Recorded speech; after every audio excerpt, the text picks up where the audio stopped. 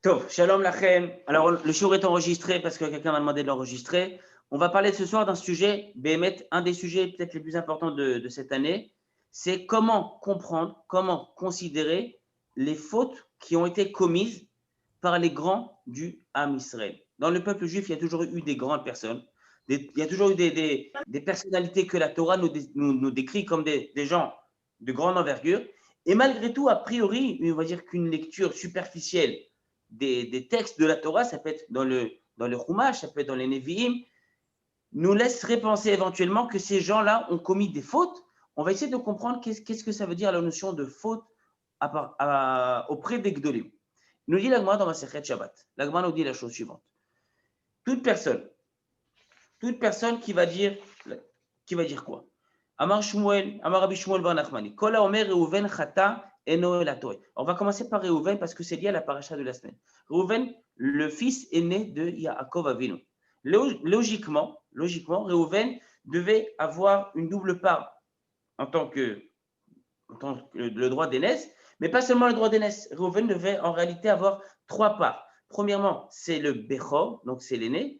Deuxièmement, ça devait être lui le Lévi, ce que je dis, on appelle le Lévi, le Kohen, le prêtre si vous préférez, qui au final va être donné bien sûr à la tribu de Lévi.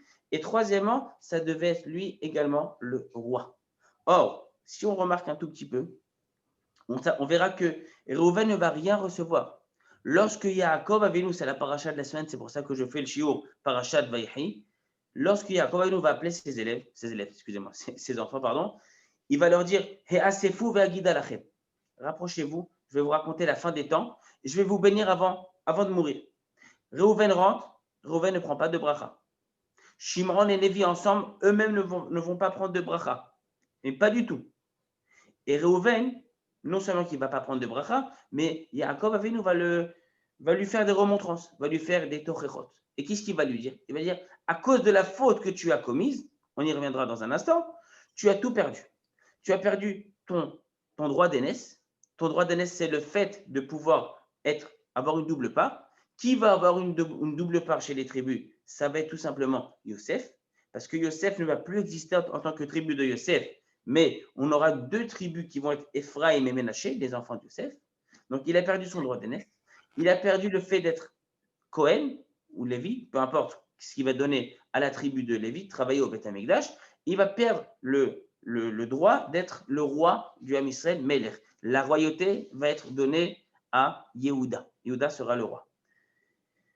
À cause de la faute. On a dit la faute. Quelle est cette faute en l'occurrence? La Torah, si on fait un tout petit peu attention au texte de la Torah, aux mots qui sont employés dans la Torah, alors il y a des filles et des garçons, Khaverine, alors on essaie de parler d'une manière délicate, bien sûr, et sensible. La Torah nous dit que Vayelech Reuven, Vayishkav et Bilha, Pilegeshaviv. J'ai pas envie de traduire les mots parce que, premièrement, ils sont crus, et de deux, c'est pas comme ça qu'il faut les comprendre. Mais je vais essayer de donner au moins une sorte de petite traduction à ma façon. On dit que Reuven a commis une faute. Quelle est la faute? Reuven, je vous rappelle, pour ceux qui l'ont oublié, c'est le fils de Léa. Maintenant, Léa, c'est en quelque part, c'est la première femme de Yaakov Avinu. Certes, Yaakov Avinu a voulu se marier avec Rachel, mais au final, ça va être Léa qui va lui être donnée en premier. Par la suite, il va également se marier avec Rachel, et Rachel aura deux enfants, Yosef et Binyamin.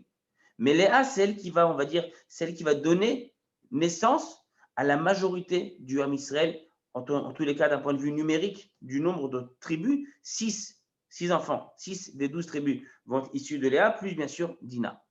Donc ça fait 7 enfants. Suite à la mort de Rachel, la Torah nous dit dans la paracha de Vaishlar que Rachel va mourir.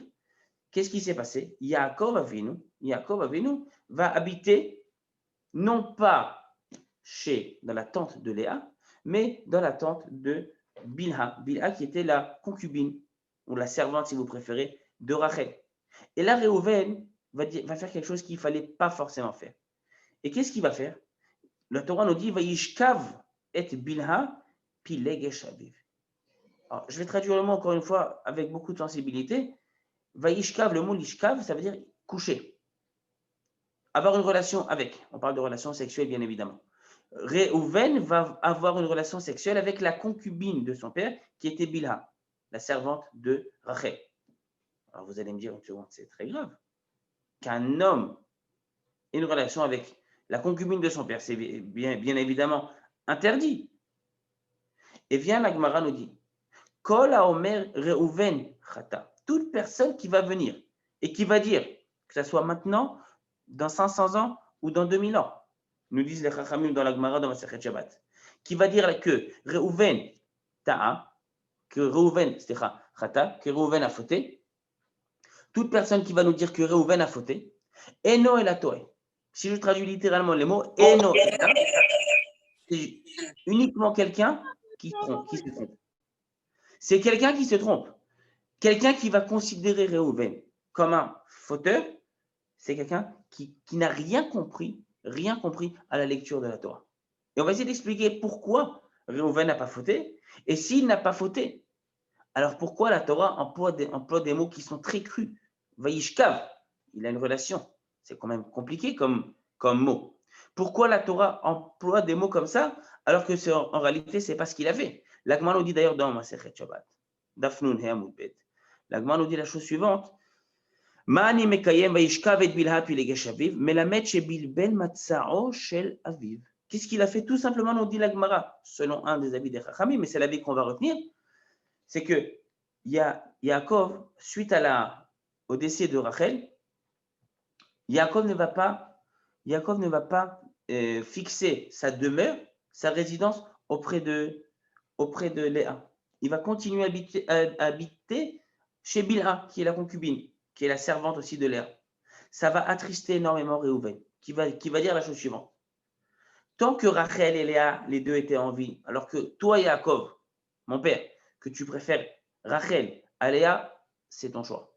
Je ne peux rien y faire. Les deux sont au même niveau. Les deux sont les filles de Lavan. Maintenant, Rachel n'est plus là.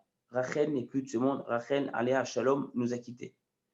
Que tu mettes Bilha, sa servante, sur le même piédestal que Léa, ma mère, ça, c'est pas normal. Qu'est-ce qu'il va faire Réhouven? Selon les Chachamim, il va prendre le lit que Yaakov avait installé dans la tente de Bilha, il va le mettre dans la tente de Léa. C'est tout ce qu'il a fait. Chaverim, il n'a pas fait plus que ça. Et la Torah vient et il dit Vaishkav et Bilha pilegesh aviv, qu'il a eu une relation interdite avec la femme de son père. Alors qu'encore une fois, bien la Gemara, la Torah chez Béalpé, la loi orale, elle nous dit c'est faux, ça ne s'est pas passé comme ça. Pas du tout. Il n'a pas eu de relation avec la concubine de sa mère. Alors, deux questions qui se posent. Deux questions toutes simples. Première question, pourquoi la Torah nous dit Vaishkav? Pourquoi la Torah emploie ce mot? Je ne vais plus le traduire, vous l'avez compris maintenant, le mot Vaishkav.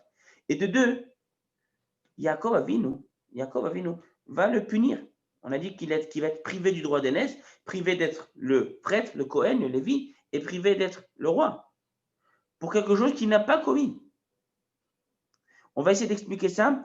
On va peut-être aussi donner un deuxième exemple, bien que cet exemple-là, je n'aime pas tellement en parler, mais c'est un exemple qui est marqué dans le Tanakh, malgré tout. Un peu plus loin dans l'histoire, on va nous parler de David Améler, que vous connaissez forcément. David Améler qui est d'ailleurs jusqu'à aujourd'hui encore, David Améler, c'est le symbole même de la royauté d'Israël. David Melech Israël, Hay Vekayam. C'est ce qu'on dit toujours. David Melech Israël. Maintenant, on nous dit que David Améler a vu une femme qui va s'appeler Bath-Sheva. Cette femme-là était une femme mariée, donc interdite à un autre homme. Ça, vous le savez, il n'y a aucun scoop. Et David Améler va, entre guillemets, je dis bien avec plusieurs guillemets, désirer cette femme, va envoyer son mari sur le front, de façon à ce que ce mari se fasse tuer, et David Améler va épouser cette femme. Encore une fois, c'est le texte lit d'une manière tout à fait superficielle, bien qu'encore une fois, ce n'est pas du tout l'histoire telle qu'elle s'est passée. Et là, pareil, vient la Gemara nous dit la chose suivante. Kol haomer David chata, toute personne qui va nous dire que David a fauté, et non, et là, Torah, c'est quelqu'un qui se trompe. Ah, mais il y a marqué que David a fauté avec Bathsheba. Il faudra comprendre plus en détail la faute de David et de Bathsheba. Troisième exemple, encore une fois, je n'ai pas forcément ni le temps, ni envie de m'attarder sur les deux exemples que je viens de citer à l'instant, mais le troisième exemple, je vais juste le citer. c'est Shlomo Amelech. Shlomo Amelech, nous dit la Gemara, que Shlomo Amelech, selon le texte, encore une fois, dans le Navi, Shlomo Amelech avait 1000 femmes. Alors déjà, 1000 femmes, c'est un problème d'avoir 1000 femmes. C'est un problème. Mais peu importe ce détail. Shlomo Amelech nous dit le texte, il a fait Avodah Zara. Il a servi des idoles. Maintenant, Shlomo Amelech, vous imaginez Shlomo Amelech, celui qui écrit le livre de Shir HaShirim, la Megillah de Kohelet, celui qui écrit le livre de Mishlei, il va faire Avodah Zara. On dit Shlomo Amelech, c'est qu'il aimait Shlomo à tel point qu'il appelait un des noms, deuxième nom de Shlomo, c'est Yedidia, l'ami d'Akadosh Baruch Hu. Non. Comment on peut dire que Shlomo Amelech a fauté et a fait Avodah Zara? Et va nous dire la Gemara, non. Shlomo Amelech n'a pas fauté avec la Avodah Zara au sens propre du terme. Qu'est-ce qu'il a fait, Shlomo Amelech? En l'occurrence, il a laissé ses femmes, qui étaient des idolâtres, faire l'idolâtrie chez lui à la maison. Et il ne les a pas empêchées. Il aurait pu les empêcher, il ne les a pas empêchées. Le fait de ne pas les avoir empêchées va lui valoir le fait d'être responsable quelque part de cette idolâtrie commise chez lui, dans son palais, à la maison. Maintenant, encore une fois, c'est la même question. Alors, s'il n'a pas fauté dans l'idolâtrie, pourquoi le texte du Tanakh, dans le livre de Melachim, nous dit qu'il a fait la Avodah Zara? Pourquoi le texte du Tanakh nous dit que David Amelech a, entre guillemets, transgressé l'interdiction d'avoir une relation avec une femme mariée? Pourquoi le texte de la Torah nous dit que Réhouven a fait des choses interdites avec la concubine de son père? Une chose qu'il faut comprendre. Toute chose dans la Torah, il faut la comprendre dans son contexte. Qu'est-ce que ça veut dire dans son contexte? Vous savez, on est en début de ce qu'on appelle Seger Shlishi. D'accord? Pour vous, c'est votre première année en Israël pour la plupart, mais ceux qui étaient là l'année dernière, on connaît déjà Seger Rishon, Seger Sheni. On est des habitués. Les choses, même lorsqu'elles sont dites par l'État, il faut comprendre dans quel contexte les choses ont été dites. D'une manière générale, il faut comprendre que les mots de la Torah ou le texte de la Torah, on peut le comprendre de deux manières. Comprendre chaque mot, l'un d'après l'autre, et comprendre l'idée. Maintenant, il y a des choses qu'on ne peut pas comprendre si on n'a pas lu le verset tout entier. Il y a des choses qu'on ne peut pas comprendre si on n'a pas lu le Pérec tout entier, le chapitre tout entier. Il y a des choses qu'on ne peut pas comprendre si on n'a pas lu les 5 livres de la Torah tout entier. Il y a des choses qu'on ne peut pas comprendre si on n'a pas une maîtrise parfaite de toute la Torah, de toute la loi écrite. De toute la Torah écrite, des 5 livres de la Torah, plus tous les livres des Nevim et des Ktuvim. Les mots de la Torah sont choisis de manière tout à fait précise. Quand la Torah emploie un mot particulier, c'est que la Torah veut nous faire passer un message. La Torah n'est pas là pour nous raconter des histoires. J'insiste, on termine cette semaine le Chumash de Bereshit, qui a priori ne raconte que des histoires. L'histoire de la création de l'homme, du monde, de l'homme, Adam Arishon, Adam et Chava, le Maboul, Abraham, Yitzhak, Yaakov, Yosef et les frères.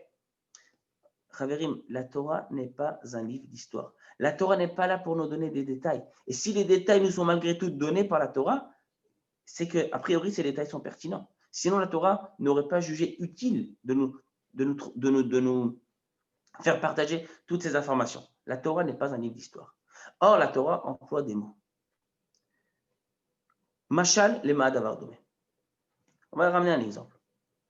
Imaginez-vous une femme qui parle avec d'autres femmes, une mère qui parle avec d'autres mères plutôt, et qui disent, chacun parle de son fils, chacun parle de ses enfants. Et notre femme en question, qu'est-ce qu'elle dit? Elle dit, mon fils, si vous savez comment il parle bien. La femme a juste dit cette phrase-là. Mon fils, si vous savez comment il parle bien. Point. Comment vous, ou comment quelqu'un qui écoute cette conversation, peut comprendre cette phrase? Vous êtes bien obligé d'accepter que la première question que je vais me poser, c'est quel âge a cet enfant? Quand la femme dit mon fils, qu'est-ce qui parle bien? Je vais avant tout poser comme question, madame, quel âge a votre fils? Et suivant la réponse, je vais pouvoir comprendre qu'est-ce que la femme a voulu dire. Si la femme me répond, mon fils, il a 1 an et demi. Et quand elle me dit, mon fils, qu'est-ce qui parle bien? Qu'est-ce qu'elle a voulu dire a priori? C'est que le fils sait dire Abba, Ima, papa ou maman, ou il sait même peut-être faire enchaîner des mots, faire des petites phrases. C'est ce qu'elle a voulu dire. Alors, son fils n'a qu'1 an et demi. Mais imaginez-vous que la femme me réponde, non, mon fils, il a 35 ans. Si l'enfant a 35 ans, quand la femme dit de son fils, quand la mère dit de son fils plutôt, mon fils, qu'est-ce qui parle bien? Bien sûr qu'elle ne veut pas sous-entendre que son fils sait dire Abba et Ima et qu'il sait dire Toda et Bevakasha. Parce que si c'est le cas, le fils a un sérieux problème. S'il sait dire que ça à 35 ans, il faut l'attarder, ce bonhomme. Et Lama, il faut comprendre les choses selon qui parle, qui raconte la chose, qu'est-ce que la personne a voulu dire. En d'autres termes, qui est le narrateur de cette histoire? Et là, je vous pose à vous la question. Le texte de la Torah, qui le raconte? Qui est le narrateur de la Torah? Qui nous parle dans la Torah? Harry, vous savez, je pense, hein, sans vouloir trop m'avancer, que vous avez déjà regardé ce qu'on appelle des movies, par Hachem. des films. Comment, Alex? La Torah a été écrite par Hachem. Alors, la Torah a été écrite, proprement dite, par Moshe. Moshe a écrit de sa main, dicté par Hachem. Donc, tous les mots sont dictés par Akadosh Baruch Hu. Je suis d'accord. Celui qui narre, c'est Hachem, du coup. Ben, bien sûr, le narrateur, c'est Hachem. Moshe n'est qu'un scribe. Moshe n'est qu'un sophère. Il ne va juste écrire. Et Moshe n'a pas le droit de rajouter ou d'enlever quoi que ce soit. Donc, je suis d'accord avec toi, Alex. Ça veut dire quoi? Ça veut dire que la voix off de la Torah, je fais exprès d'employer des termes que vous connaissez dans le monde cinématographique, la voix off de la Torah, celui qui parle, c'est qui? C'est Akadosh Baruch Hu. Or, Akadosh Baruch Hu, sa façon de voir les choses qu'on ne peut pas forcément comprendre à 100%, sa façon de voir les choses, c'est quelque chose qui le dépasse totalement. Quand Akadosh Baruch Hu, c'est lui qui parle, alors bien sûr qu'il fait très attention. C'est comme la mère qui parle, qui dit « Mon fils, qu'est-ce qui parle bien ?» Et son fils a 35 ans. C'est-à-dire que son fils, c'est un avocat. C'est un avocat, il a une très bonne élocution, c'est quelqu'un qui a beaucoup de charisme et qui sait bien parler. C'est ce que ça veut dire a priori. Quand c'est la Torah qui parle, ça veut dire que c'est Akadosh Baruch Hu qui nous raconte l'histoire. Or, on nous parle des 12 tribus. Les 12 tribus d'Israël à bataille, je pense que ce chiour-là, c'est dommage de le faire en zoom, mais comme ça, c'est comme ça que c'est sorti. C'est un des shiurim béhémet sans exagérer, un des cours les plus importants de toute l'année.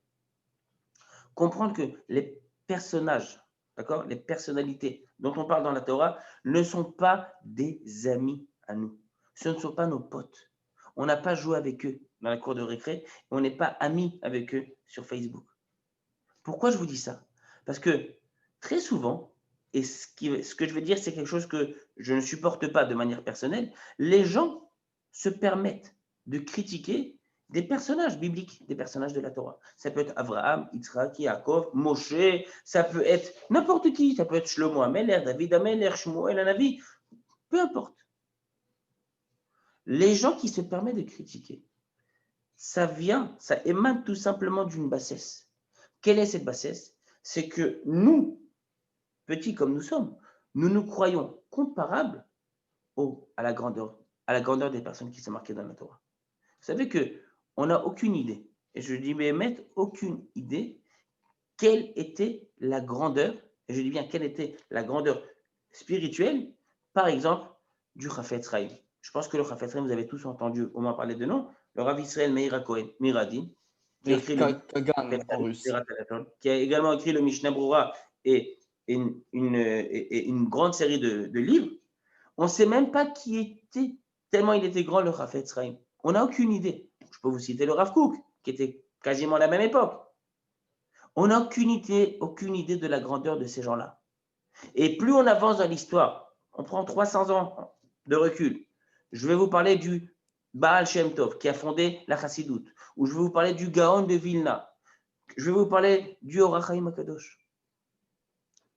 Des gens qui étaient tellement grands par rapport à nous, on n'a aucune idée de leur grandeur.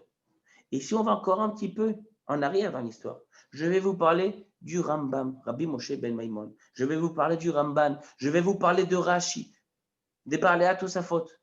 C'est évident qu'on n'a aucune idée. On a des années-lumière. Et si j'avance encore un petit peu, des grands maîtres de l'Agmara, Ravina, Ravache, Rav Yosef, Abba, Abaye et Rava. C'est des gens qui nous dépassent. Et si je vais à l'époque des Mishnayot, à l'époque des Tanaïm, Rabbi Akiva, on sait c'est qui Rabbi Akiva, on sait c'est qui Rabbi Meir. On peut s'imaginer qui était Rabbi Akiva, l'immense personnage de Rabbi Akiva, ou la Chochma énormément grande de Rabbi Meir. Bien sûr que non, c'est sûr que non. Et si on va encore un petit peu en arrière, il est les Shamaï. Aucune idée, on n'a aucune idée. Ici, j'avance encore dans l'histoire, enfin j'avance, à reculons dans l'histoire. J'arrive à l'époque de David Ameller. David Ameller, on est à des années-lumière de sa tzidkout. David Ameller, c'est lui qui a écrit le livre de Tehillim. David Ameller, c'est lui qui faisait la guerre. Et Rachel nous dit, toute chose qu'il faisait, Vachem Aimo. Akadosh il était avec lui. Si Akadosh était avec David Ameller, c'est que forcément David Ameller, c'était un tzaddik. Sans aucun doute. Et si on nous parle de Moshe, nous, Moshe, on sait qui était Moshe Rabbeinu. On vit à des années-lumière. Et avec ça, je ne parle même pas ni de Abraham, ni de Yitzhak, ni de Yaakov, alayhim shalom, des Avot HaKadoshim. En d'autres termes, Khaverim, on vit à des années-lumière de la grandeur des personnages du Tanakh. Qui sommes-nous? Petits comme nous sommes. Et je dis petits comme nous sommes, et je nous inclus tous. Acharonim d'Acharonim. Petits comme nous sommes, pour juger les gens du Tanakh. Tu as vu, lui, il a fait ça, et lui, il a fait ça, et lui, il a fait Avodah Zarah, et lui, il a commis un meurtre, et lui, il a commis des relations incestueuses, et ci et ça. J'en passe et des meilleurs. Khaverim, qui sommes-nous? A fortiori, quand on nous parle de personnes ou de personnages, que la Torah nous définit comme étant des tzadikim. Que la Torah nous définit comme étant des tzadikim. La Gemara nous dit une chose très, très, très jolie. La Gemara nous dit, Amar Rabbi Zera, Im rishonim ke malachim, Anu bnei Adam. Anu bnei Anashim. Nous dit la Gemara dans Masechet Shabbat. Si les Rishonim, ceux qui étaient avant nous, ce sont des malachim, ce sont des anges, alors dans ce cas-là, nous, Anu kibnei Anashim, nous sommes des êtres humains. Si ceux qui étaient avant nous, Abraham, Yitzhak, Yaakov, Moshe, David Ameler, Shlomo Ameler, et ainsi de suite, sont des anges, alors nous pouvons être des êtres humains. Par contre, Im Rishonim bnei Anashim, Anu kachamorim. Velo kechamoro shel Rabbi Pinchas ben Yair ve shel Rabbi Hanina ben Dosa. Si les Rishonim sont comme des bnei Adam, comme des êtres humains, alors nous, à ce moment-là, nous sommes des hamorim, nous sommes des ânes. Et pas comme l'âne de Rabbi Pinchas ben Yair ou de Rabbi Hanina ben Dosa, qui étaient des ânes avec beaucoup de chokhmah. Qu'est-ce que ça veut dire? Le Khatam Sofer, il explique la Gemara de la manière suivante. Il dit, si tu es prêt à concevoir que ceux qui étaient avant nous, Avraham, Yitzhak, Yaakov, David, Vechoulé, là on parle de Réhouven en l'occurrence, sont des anges. Alors tu es digne d'être appelé Ben Adam, d'être appelé un être humain. Par contre, si tu les considères eux-mêmes comme tes égaux, ce sont des hommes, moi aussi je suis un homme, nous sommes égaux, alors sache, nous dit le Khatam Sofer, que tu es digne de l'appellation d'être un âne. Tu es digne d'être hamor. Tu es hamar. Et même pas comme le hamor de Rabbi Pinchas ben Yair ou de Rabbi Hanina ben Dosa. Voilà l'explication que nous donne le Khatam Sofer. Lorsque les Gdolé Israël vont fauter, il faut essayer de comprendre qu'est-ce que ça veut dire la notion de faute. Il faut essayer de comprendre qu'est-ce que ça veut dire la notion de faute.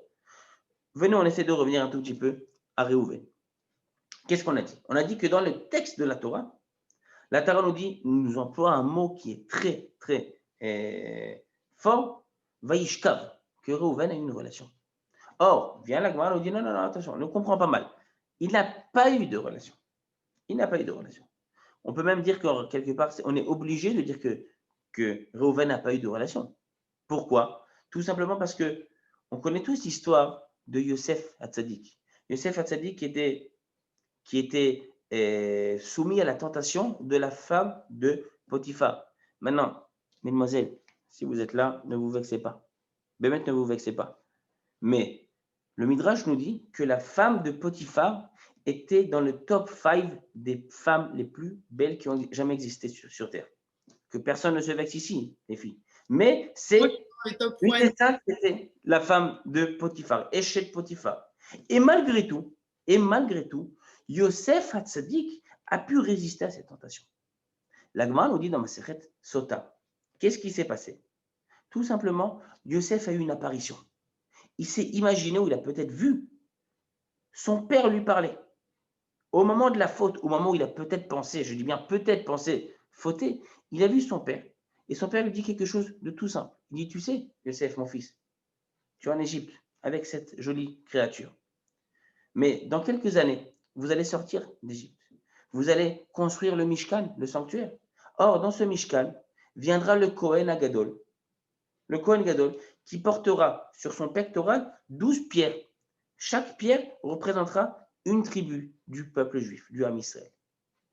Est-ce que tu seras intéressé à ce qu'on enlève ta pierre et que tes petits-enfants, tes arrière-petits-enfants disent « Mais pourquoi nous, on n'a pas de pierre ?»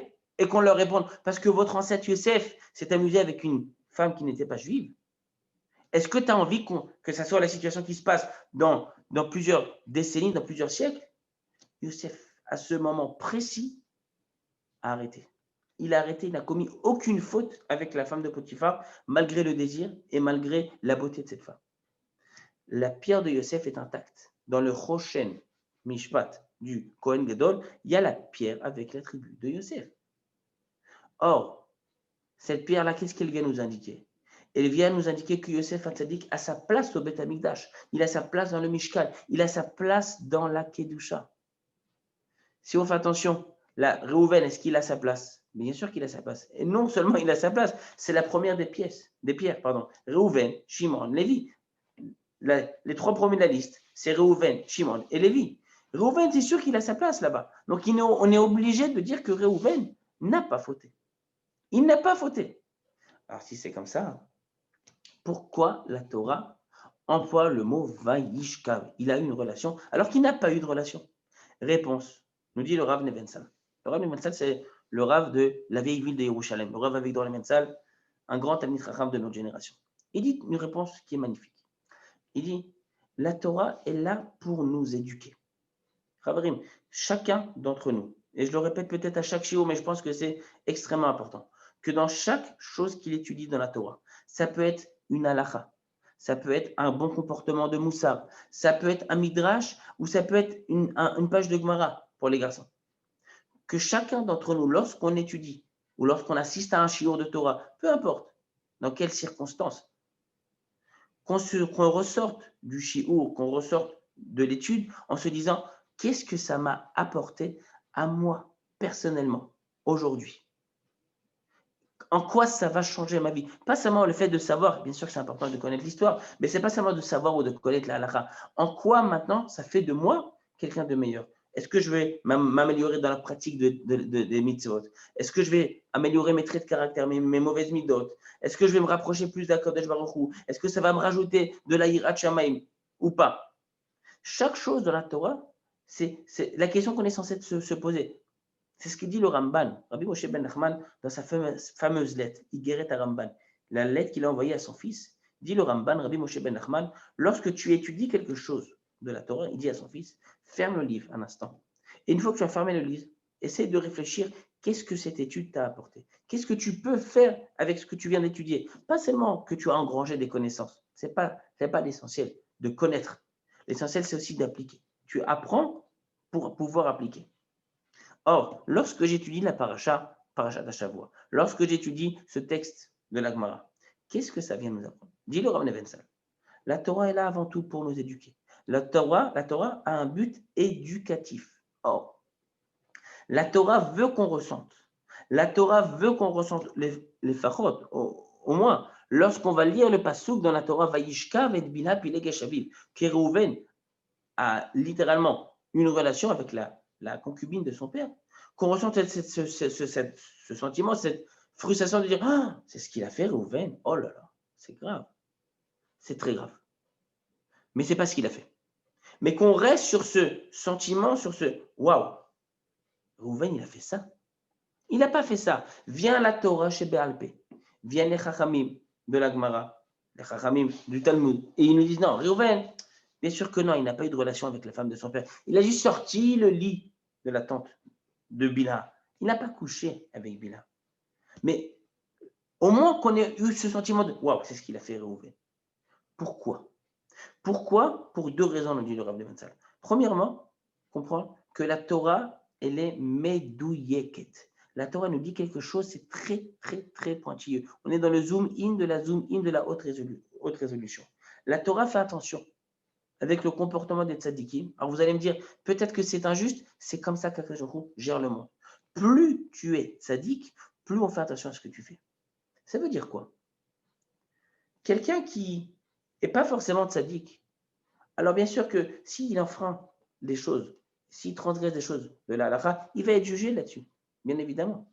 Mais on va le juger de la manière la plus normale qui soit. Quelqu'un qui est plus grand en Torah, on va le juger, ou la juger, la personne, d'une manière un peu plus rigoureuse, un petit peu plus rigoureuse. Et plus on évolue dans la Torah, plus on se rapproche d'Akadosh Baruch Hu, et bien plus on est jugé de manière rigoureuse. Nous disent les Chachamim de la Gemara, ou svivav nis'ara meod. Plus tu es proche d'Akadosh Baruch Hu, et bien plus il faut faire attention. Prends tes distances parce qu'Akadosh Baruch Hu medagdek une chassidav kechut se'ara. Akadosh Baruch Hu fait attention avec les tzadikim plus qu'avec d'autres personnes. D'ailleurs, c'est une des raisons qui est ramenée dans la halakha. Pourquoi chaque année, on refait ce qu'on appelle, entre guillemets, cette cérémonie de la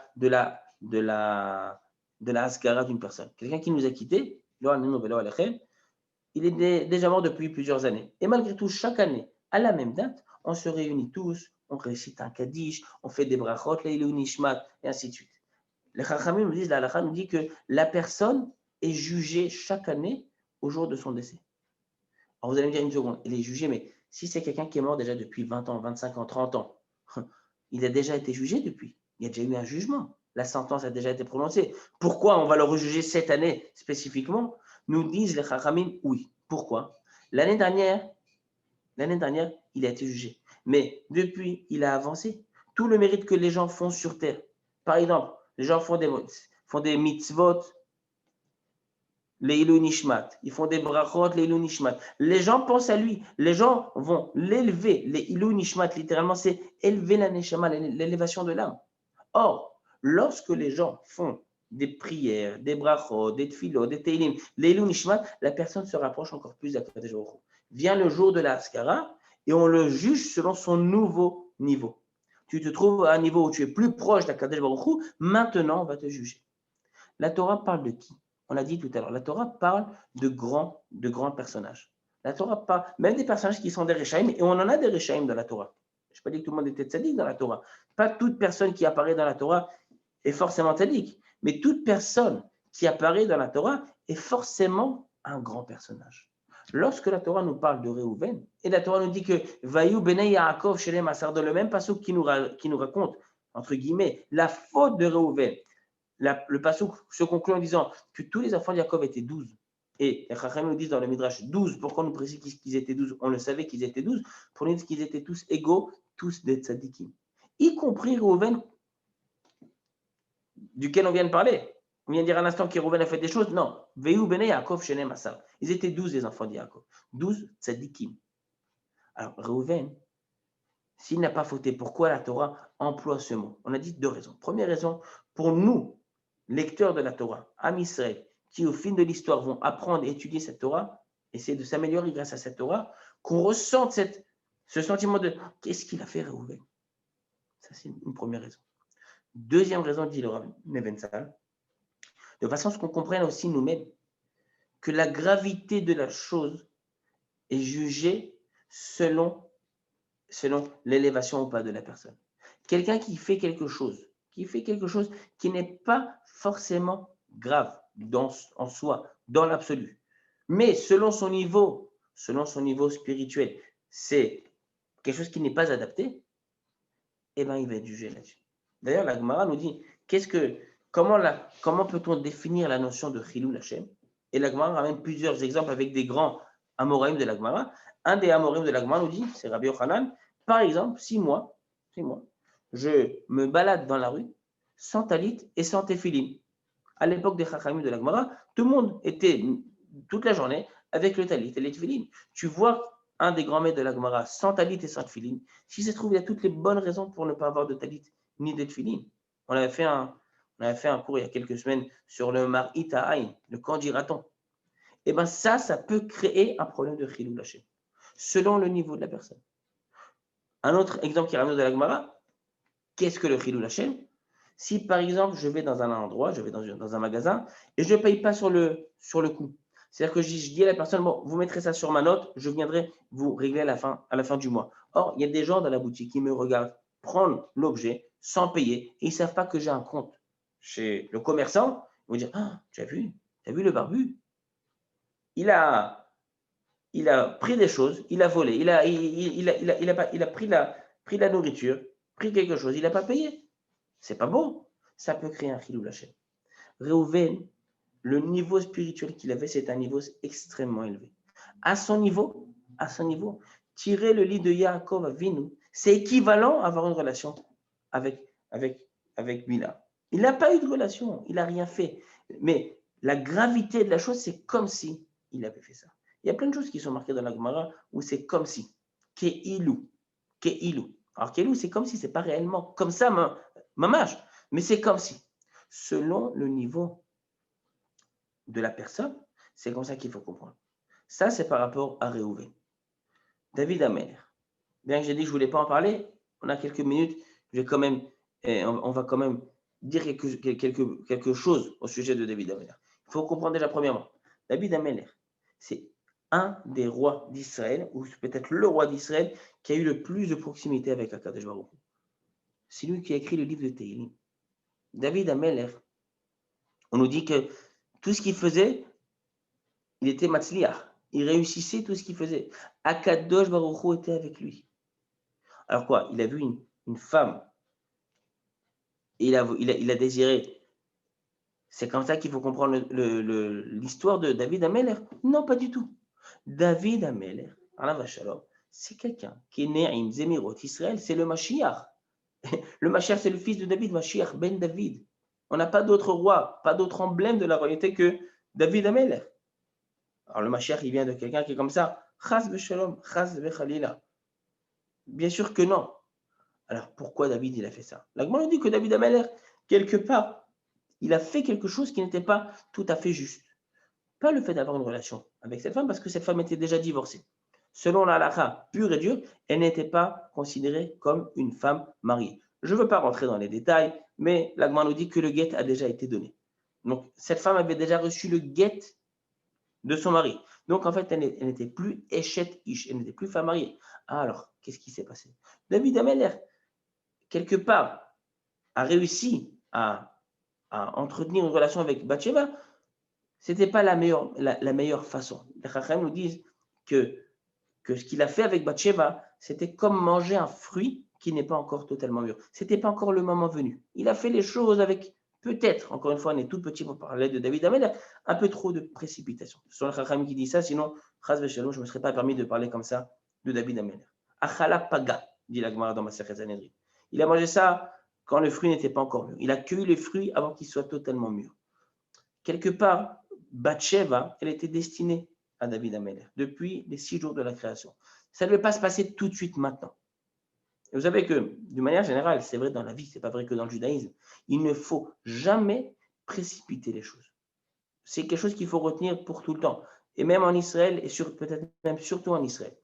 Des fois, tu dis, oui, mais si j'avais dit ça, et si j'avais fait ça, et je n'ai pas été accepté ici, peut-être qu'il faut appeler. Des fois, bien sûr qu'on doit faire ce qu'on appelle la ishtadlout. On doit essayer de s'efforcer pour faire changer les choses. Mais, nous disent les Chachamim, Kol hadochek et hasha'a, sha'a dochakto. Quelqu'un qui précipite les choses, il veut que les choses arrivent avant l'heure, eh ben, les choses ne se produisent pas du tout. Ni maintenant, ni même après. David Amelach avec Bathsheba, quelque part, les choses ont été un peu précipitées. Ça s'est fait à un moment où, d'un point de vue du timing, ce n'était pas le meilleur moment que ça se fasse. David Amelach a une relation avec une femme qui n'était pas une femme mariée. Elle était pnouya, elle était célibataire, elle avait déjà reçu le guet. Alors, ce qui s'est passé quant à la mort du mari, Uriah Chiti, c'est une autre histoire. On ne peut pas concevoir que David Amelach puisse écrire les Tehillim qu'on récite jusqu'à aujourd'hui, et qu'il entretient des relations avec une femme mariée. Impossible, inconcevable. Dans la Torah, si tu n'es pas ce que tu dis, tu n'es pas du verbe être, eh ben, tu n'es rien du tout.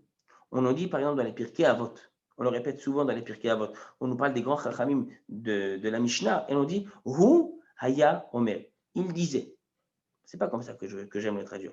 Hu Haya Omer, il y a un joli pirouche qui dit Hu, lui, Haya Omer, il était ce qu'il disait. Tu ne peux pas dire aux gens, faites ce que je dis, mais pas ce que je fais. Chas v'shalom. Tu ne peux pas tu peux pas écrire des livres de Teilim et toi te comporter comme une crapule, chas v'shalom. Assour. David Amelech n'a pas fauté. Pareil pour Shlomo Amelech. Shlomo Amelech n'a pas fauté. Il n'a pas fait de Avodah Zarah. Mais c'était aussi grave auprès d'Akadosh Baruch Hu, le fait qu'il n'ait pas empêché ces femmes, ces nombreuses femmes, de faire Avodah Zarah, comme si lui-même avait fait Avodah Zarah. Il n'a pas fauté. En d'autres termes, pour conclure le Shio, lorsqu'on nous parle de Rishonim, des grands personnages du Tanakh, des personnes que la Torah nous définit comme étant des tzadikim, on ne peut pas les regarder avec un regard d'égal à égal. C'est impossible. Ce sont des gens qui sont beaucoup plus grands que nous. Quelqu'un qui regarde les gens, et aujourd'hui, vous savez, je le dis, je le répète, parce que c'est quelque chose qui malheureusement existe dans certains endroits où des gens étudient le Tanakh sans aucune irat shamayim. Ils étudient le Tanakh, ils regardent les grands personnages du Tanakh comme si c'était leurs amis. Moshe, et Aaron, et David Amelech, et Shlomo, et Avraham Avinu, et Yaakov Avinu, vechoule, vechoule. Rabotai, ce ne sont pas nos amis, ce sont nos maîtres, ce sont nos parents. Avant Akdoshim, Moshe Rabbeinu, c'est lui qui nous a donné la Torah. David Amelech, c'est l'emblème même de la royauté. On ne peut pas considérer ces gens-là comme des gens égaux. Si tu vois les gens, Begova Enaim, comme on dit en hébreu, comme si vous étiez d'égal à égal, tu n'as rien compris à la Torah. Pachout, tu n'as rien compris à la Torah. La leçon numéro 1 de la Torah, c'est de dire je suis beaucoup plus petit que ces gens-là.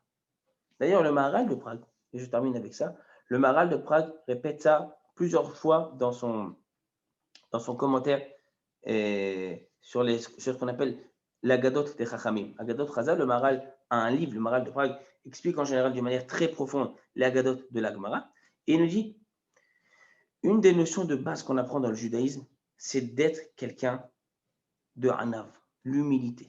L'humilité, c'est la base de tout. Quelqu'un qui se croit comparable, qui se compare à Abraham, Yitzhak, Jacob, n'a rien compris. Quand je dis rien, c'est qu'il n'a rien compris. On ne peut pas se comparer aux Avot Hakadoshim, tout simplement parce qu'ils étaient beaucoup plus élevés que nous. Ni à Réhouven, ni à Shlomo Amelech, ni à David Amelech. Encore une fois, la Torah, pour comprendre la Torah, il faut avoir une perspective, il faut avoir une vue d'ensemble.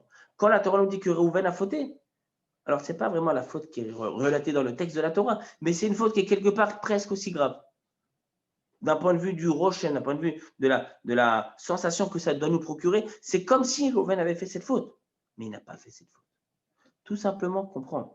Et c'est deux leçons qu'on apprend de ça. Premièrement, on ne peut pas se comparer aux personnages du Tanakh, qui sont beaucoup plus grands que nous. Si quelqu'un se croit semblable, alors il n'a rien compris. Deuxième leçon qu'on apprend, c'est que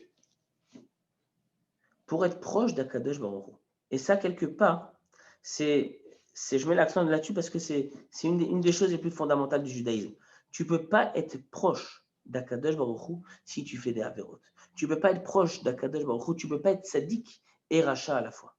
C'est souffrir de schizophrénie. Il y a des gens qui se considèrent comme des tzadikim alors qu'ils sont des rechaim. C'est faux. Tu ne peux pas écrire le livre de Teilim, tu ne peux pas écrire Shir HaShirim et faire Avodah Zarah ou faire Gilui Arayot. C'est impossible. Ce n'est pas compatible. Tout simplement pourquoi? Parce que la Torah, à la différence des autres sciences, la Torah vient nous changer de l'intérieur. Vous étudiez les psychométriques, vous étudiez l'ulpan, vous étudiez la physique, des maths, de l'anglais, du français, toutes matières qui sont très importantes pour la vie, pour le quotidien, pour votre avenir. Il y a quand même une différence fondamentale entre d'un côté la Torah divine qu'on a reçue sur le Sinaï, et toutes ces autres sciences qui sont très importantes, mais on ne les a pas reçues au Sinaï. Quelle est la différence? La différence est la suivante. Quelqu'un qui va être docteur en mathématiques, il a un doctorat en mathématiques. C'est quelqu'un qui s'y connaît beaucoup plus que nous en maths, d'accord? Quelqu'un qui est docteur en mathématiques, il ne va pas venir triangle. il ne va pas se transformer en triangle. Peut-être qu'il sera quelqu'un de carré, si c'est son tempérament, mais triangle, il ne sera pas, ni même rond, à moins qu'il ait un trop. Quelqu'un qui étudie la physique ne va pas se transformer ni en proton, ni en neutron. Quelqu'un qui étudie, je ne sais pas, l'astronomie ne va pas être sur Vénus. Quelqu'un qui étudie la Torah nous transforme en Torah. La Torah pénètre en nous. La Torah fait de nous ce qu'on est réellement. On sort à peine de Hanouka il y a un petit peu plus d'une semaine. On dit que la Chokhma des Grecs, la Chokhma, ce qu'on appelle la Chokhma Yevanite, la Chokhma des Grecs, c'était quoi? C'était de dire des choses, mais de faire autre chose chez soi à la maison. Un des grands philosophes grecs, Aristote, que vous connaissez peut-être, l'histoire raconte qu'un jour, les élèves d'Aristote l'ont surpris chez lui, à la maison, dans une posture qui était un petit peu désobligeante. Et ils leur ont dit, Rabbeinu, c'est pas du tout ce que tu nous enseignes à Athènes.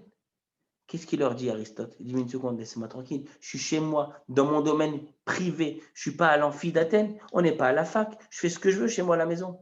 Rabotai, la leçon numéro 1 de la Torah, c'est si tu n'es pas à l'intérieur, ce que tu es à l'extérieur, si tu n'es pas Huaya Omer, d'être ce que tu dis, tu ne peux pas être un chacham de la Torah.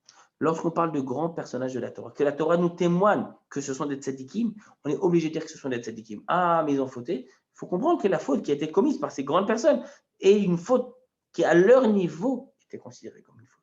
C'est ce que j'ai voulu vous dire ce soir. C'est un shiur qui doit nous donner, premièrement, beaucoup de Yirat Shamayim, et de deux, de regarder les tzadikim de la Torah comme ça, d'en bas. On est tout petits, nous sommes des nains par rapport à ces géants qui sont marqués dans le Tanakh. Et c'est tout pour ce soir. Moraï Varabotai, Be'ezrat Hashem.